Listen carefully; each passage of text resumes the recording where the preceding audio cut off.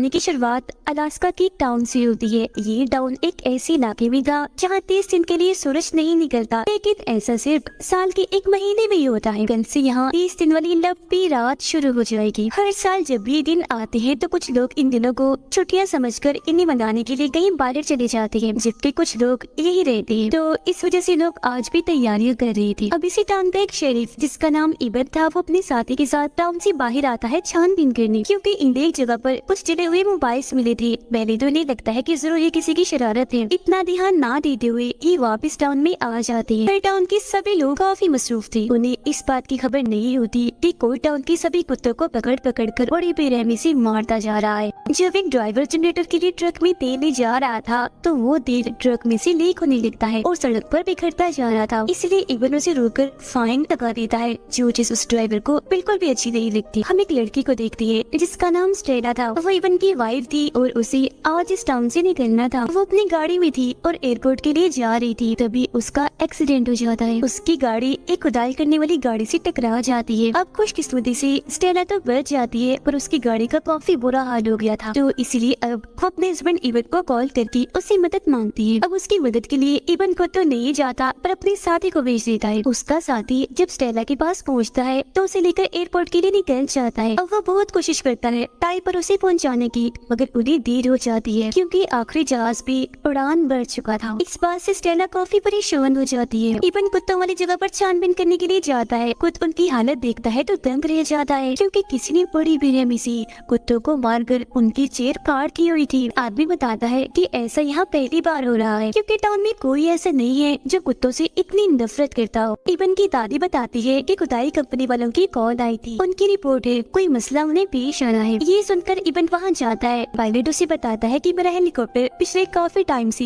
Garage में ही खड़ा था, पर आज किसी ने उसके पुर्जे काफी पूरी तरह से तोड़ दिए। उड़ने के लायक नहीं छोड़ा उसे। समझ नहीं आ रही कि ऐसा किसने किया। इसी टाउन के करीब कोई अनजान समुद्री जहाज आता है, जिसके बाद हम एक अजनबी को देखते हैं जो इस टाउन में आया था। वो एक बार में बैठा शराब मांग रहा होता है, पर वहाँ काम करने वाली औरत उसे ये कहते हुए मना कर देती है कि सर आई एम सॉरी, मैं आपको शराब नहीं दे सकती, क्योंकि साल के इन दिनों में किसी को भी पीने की इजाजत नहीं होती, क्योंकि ऐसा सेहत के लिए खतरा है। वो फिर कच्चे मांस की मांग करता है और उस औरत का हाथ पकड़ लेता है। ये आदमी काफी अजीब था। तब इधर इबन भी आ जाता है। उसे इस आदमी पर शक होने लगा था, तो इसीलिए उसे गिरफ्तार कर लिया जाता है। अब हम एक बूढ़े आदमी को देखते हैं। उसे अचानक बाहर से शोर की आवाज आने लगती है, तो टॉर्च लेकर वो बाहर जाता है चेक करने। जहाँ बहुत सारे अजीब तरह के लोग थे जो अचानक इस बूढ़े आदमी पर हमला कर देते हैं और उसका खून पीने लगती है। सारा ये खून पी जाती है, जिससे उस बेचारे की मौत हो जाती है। उधर फैक्ट्री के 3 वर्कर्स अपना काम खत्म करके घर जा रही थी। अचानक इन पर भी हमला हो जाता है। वो खून पीने वाली खतरनाक जो इंसान के रूप में थी,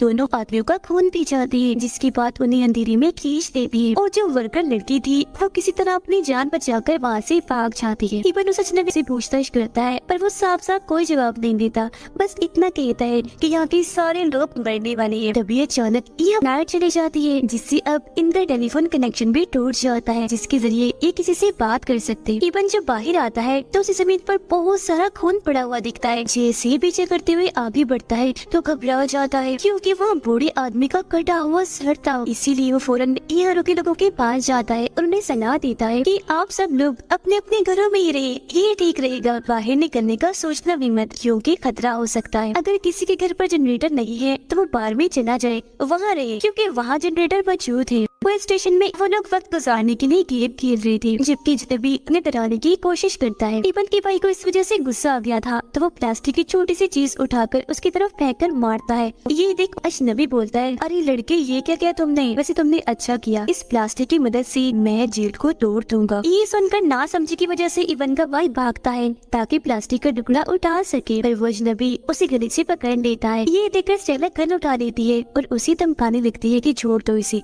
पर वो नहीं सुनता। इतनी देर में इबन खुद यहाँ आ गया था। वो अजनबी के गद्दे पर गोली मारता है, फिर हथकड़ी की मदद से उसे सलाखों के साथ बांध देता है। अब ये आदमी अजीबोगरीब बातें कर रहा था। कहता है कि तुम सब मरने वाले हो, क्योंकि वो यहाँ आ गई है। मौत का खेल शुरू होने वाला है। बहुत खुद करा पाऊंगा। अब टाउन में तो पहले ही डर का माहौल फैला हुआ था, क्योंकि यहाँ पर वो खून पीने वाले राक्षस आ गए थे, जिन्हें वैम्पायर्स कहा जाता है।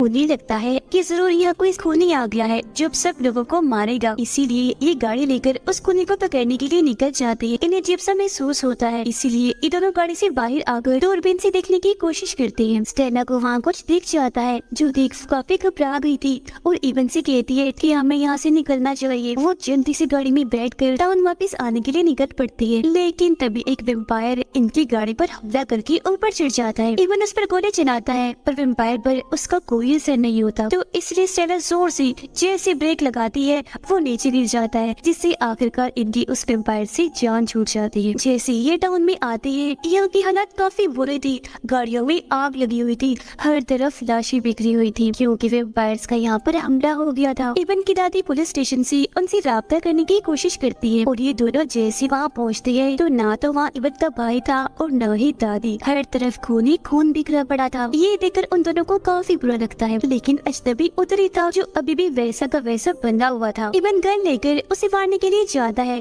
क्योंकि वो बस एक ही बात कह रहा था कि मैंने ही उनकी मदद की, मैंने ही उनका रास्ता बनाया। वो यहाँ वेम्पायर्स की बात कर रहा था। स्टेला उसे रोकती है कि मत मारो इसे मारने से कुछ हासिल नहीं होगा, तो इसीलिए वो रुक जाता है। फिर अब बाहर हम इन वेम्पायर्स और उनके लीडर को देखते हैं जो अभी तक छुप छुप कर ही हमला कर रही थी। तब इनका लीडर कहता है कि अब जैसे तुम्हारा दिल करे वैसे हमला करो बगैर किसी से डरे, क्योंकि अब हमें रोकने वाला कोई नहीं है। लेकिन हाँ, एक बात याद रखना, इन सभी को मारने के बाद इनकी सर काट के अलग कर देना ताकि वेम्पायर्स न बन जाए, हमारी तादाद बढ़ने देनी चाहिए। इतना कहते ही ये टाउन के लोगों पर हमला कर देती है और ऐसे फिर कत्ले आम शुरू हो जाता है। बड़ी बेरहमी से ये उन्हें मारती जा रही थी। हालांकि अपनी हिफाजत करने के लिए लोगों के पास गन्स थी पर गोली का उन पर जरा भी असर नहीं हो रहा था।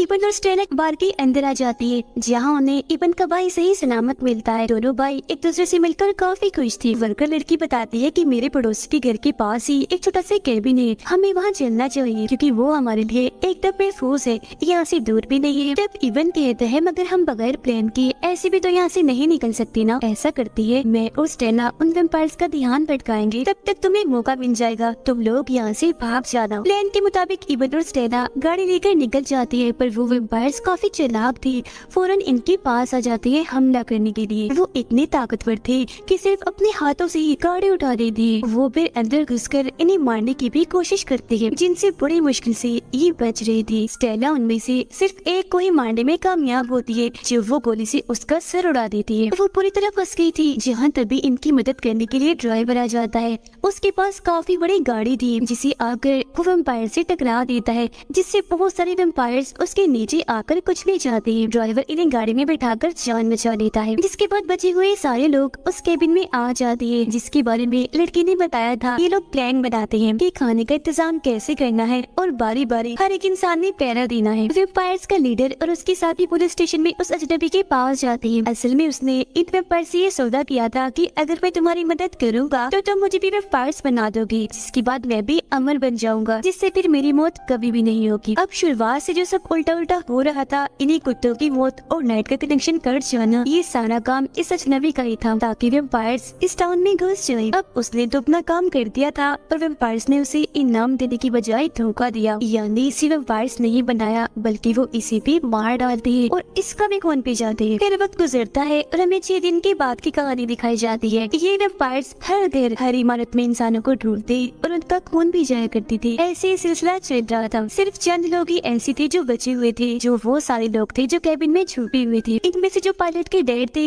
हाल ही में उनकी वाइफ की मौत हुई थी जिस वजह से उनका ज़हनी तवाज़ुन थोड़ा खराब हो गया, तो वो अक्सर उन्हें याद करके रोया करती थी। मगर ये लोग उन्हें चुप रहने का कहती थी क्योंकि ये नहीं चाहती थी कि जरा भी यहाँ शोर हो, जो वेम्पायर सुनकर यहाँ आ जाए और इन सबको भी पकड़ नहीं।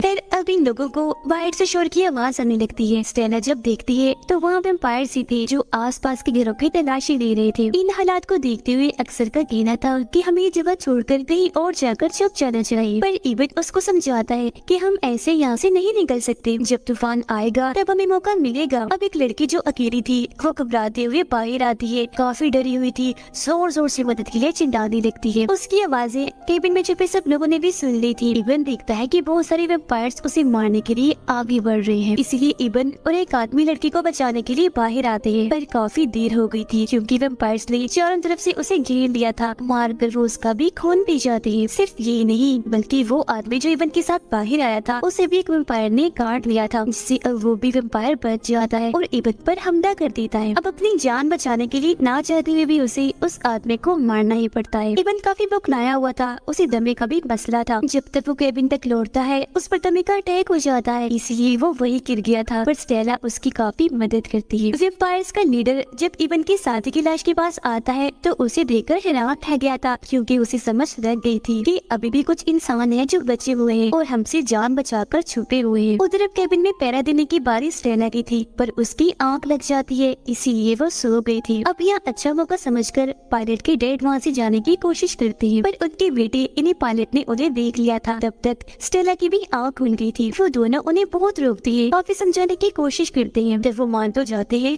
पर उन्हें वॉशरूम जाना था। वो वॉशरूम में चले जाते हैं तो बाहर पायलट और स्टेला उनके बाहर आने का इंतजार कर रही थी, पर काफी देर तक जब वो बाहर नहीं आती तो ये दरवाजा तोड़कर अंदर जाती है। देखते हैं कि खिड़की के जरिए पायलट के डैड यहाँ से भाग गए हैं, इसलिए पायलट भी निकल जाता है अपने डैड को ढूंढने के लिए। शोर की आवाज सुनकर एक वेम्पायर चुपके से केबिन में घुस जाता है। उसे देखकर खामोशी से इबन और स्टेला एक जगह पर जाकर छुप जाते हैं। पायलट बाहर आकर अपने डैड को पुकारने लगता है। घर के अंदर जो वेम्पायर आया था आवाज सुनकर वो बाहर आ जाता है, पायलट पर हमला करके उसे भी मार डालता है। इस सब के लिए इबन खुद को जिम्मेदार कहता है कि मैंने उनकी कोई मदद नहीं की, पर स्टेला उसे समझाती है कि ऐसे मत करो, जो भी हुआ उसमें तुम्हारी कोई गलती नहीं है। अब अगले दिन यहाँ तेज बर्फीला तूफान आ जाता है।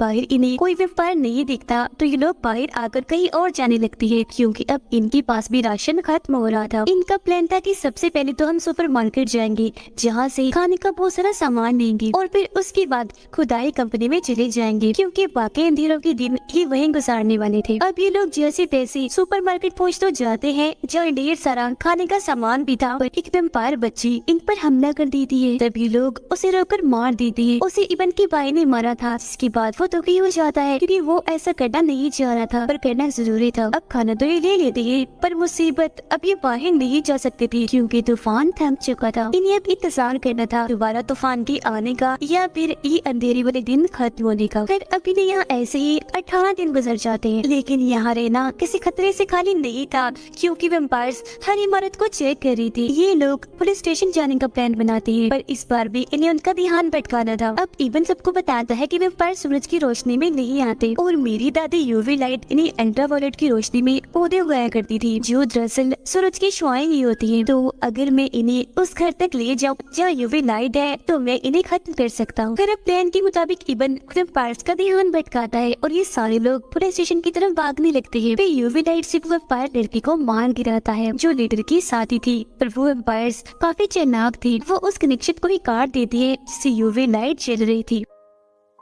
अब वॉकी टॉकी जो मोबाइल डिवाइस होती है उसके जरिए इबन बाकी लोगों से राब्ता करता है और कहता है कि मैं यहाँ मुसीबत में फंस गया हूँ, पर तुम सब लोग अपनी अपनी जानें बचाओ। अब ये सुनकर ड्राइवर एक बार फिर इबन की जान बचाने के लिए खुदाई वाली गाड़ी लेकर चला जाता है, जहाँ इस बार भी वो बहुत सारे वेम्पायर्स को कुचल देता है। आखिर में वो धमाका भी करता है, पर बेचारा लीडर के हाथों पकड़ा जाता है, इसे भी वो लोग मार देते हैं। अब इबन तो सही सलामत पुलिस स्टेशन आ जाता है, पर वर्कर आकर सबको बताता है कि मैंने आप लोगों से एक बात छुपाई। सुपरमार्केट में मुझे बच्ची ने काट लिया था, जिससे अब मैं भी वेम्पायर बनने वाला हूँ। तो इसलिए इबन अब तुम ऐसा करो, मुझे मार डालो ताकि मैं बाकी के लिए खतरा न बन सकूं। अब हालांकि इबन ऐसा करना तो नहीं चाहता था, पर सबकी जान बचाने के लिए वो उसे दूसरे कमरे में ले जाता है और उसे मार डालता है। गोली की आवाज सुनकर सभी काफी घबरा गई थी। अब 27 दिन गुजर गए थे। इन्होंने जैसी तैसी खुद को अब तक जिंदा रखा हुआ था। अगले दिन ये देखती है कि घर में लाइट जल रही है। तब इबन और स्टेला फैसला करते हैं कि हम वहाँ जाएंगे, हो सकता है वहाँ कोई मौजूद हो जिसे मदद चाहिए। जब ये लोग वहाँ पहुँचते हैं तो इबन के साथी को वहाँ पाते हैं जिसने अपने फैमिली को ही मार दिया था ताकि उन वेम्पायर्स के हाथों वो दर्दनाक मौत ना मरे। वो अब खुद को भी मारना चाह रहा था, पर इबन उसको रोक देता है। बाहर तूफान आ गया था तो ये लोग यहाँ से निकल जाते हैं और खुदाई कंपनी में अब ये जाने वाले थे, पर तभी इन्हें शोर सुनाई देता है। जल्दी से एक जगह जाकर छुप जाते हैं। तभी इधर एक बच्ची बाहर आती है। स्टेला उसे बचाना चाहती थी, पर एक वेम्पायर ने उन्हें देख लिया था। तब इबन अपने दोस्त को कहता है कि मेरी वाइफ और बच्ची को ले जाओ। खुद वो वेम्पायर के सामने आ जाता है ताकि उन दोनों की जान बच जाए, पर उसका साथी स्टेला और बच्ची को वही छोड़कर फैक्ट्री के अंदर चला जाता है। इबन भी वापस आ गया था। वो और कुछ और लोग जैसी तैसी करके खुदाई कंपनी में पहुंच ही जाते हैं, पर इबन को तब दुख होता है जब वो स्टेला और बच्ची को यहाँ नहीं पाता। उसका साथी भी लोगों के पास पहुंच गया था, पर एक वेम्पायर जिसका पीछा कर रहा था यह आकर सभी पर हमला कर देता है। इबन उसे लड़ता है, लेकिन उसका साथी वेम्पायर को पकड़कर ग्राइंडर मशीन में डाल देता है, जिससे उसके टुकड़े टुकड़े हो जाते हैं। पर तब तक वेम्पायर ने उसे काट लिया था। अब इससे पहले कि वो वेम्पायर बनता, एक कुल्हाड़ी से इबन उसे मार देता है। बाहर सारे वेम्पायर्स घूम रहे थे। 30 दिन भी होने वाले थे, जिसके बाद सुबह हो जाएगी। अब वॉकी टॉकी के जरिए इबन और स्टेला की बात होती है। वो उसे बताती है कि बच्ची को लेकर मैं गाड़ी के नीचे छुपी हुई हूँ। बस कुछ ही देर थी जब तक इन्हें खुद को कैसे भी करके बचाना था। वेम्पायर वहाँ आकर हर जगह आग लगा देते हैं ताकि अगर कहीं इंसान छुपे हो तो वो बाहर निकल आए। यहाँ स्टेला बेचारी फंस चुकी थी। अगर वो बाहर नहीं आएगी तो जलकर मारी जाएगी, लेकिन अगर आ गई तो वेम्पायर के हाथों नहीं बच पाएगी। अब इबन ने उन्हें तो बचाना ही था, इसीलिए वो अपने साथी जो वेम्पायर बन चुका था उसका खून सिरिंज पे भरकर खुद को लगा लेता है। वो यहाँ अपनी वाइफ को बचाने के लिए अपनी जिंदगी कुर्बान करने जा रहा था। अपनी भाई को अलविदा कहता है और स्टेला को बचाने के लिए बाहर निकल आता है। वो यहाँ सिर्फ वेम्पायर के लीडर को लड़ने के लिए चैलेंज करता है। वो जैसे आगे आता है इबन उसे पूरी तरह मारने लगता है। वो उठा कर उसे पटक रहा था हर जगह, क्योंकि वो नहीं जानते थे कि इबन भी अब एक वेम्पायर बन चुका है, जिसके अंदर इतनी शक्ति आ जाती है कि अब एक ही बार में वो वेम्पायर के लीडर को ही खत्म कर देता है। सूरज निकलने ही वाला था, इसलिए बाकी बचे वेम्पायर्स भाग जाते हैं। अब यहाँ स्टेला और बच्ची को भी बचा लिया जाता है। अब इबन और स्टेला ने वादा किया था कि वो उगता हुआ सूरज एक साथ देखेंगे, इसीलिए एक जगह पर बैठकर सूरज को निकलते हुए देख रही थी। जैसे सूरज निकलता है इबन राख बन जाता है। स्टेला उसे गले लगाकर रोने लगती है। वो भी बेचारा राख बनकर उड़ जाता है। और ये सीन काफी दुखी था, क्योंकि स्टेला बहुत रो रही थी अपने हस्बैंड को खोकर। और इसी सैड एंडिंग के साथ ये कहानी इधर ही खत्म हो जाती है।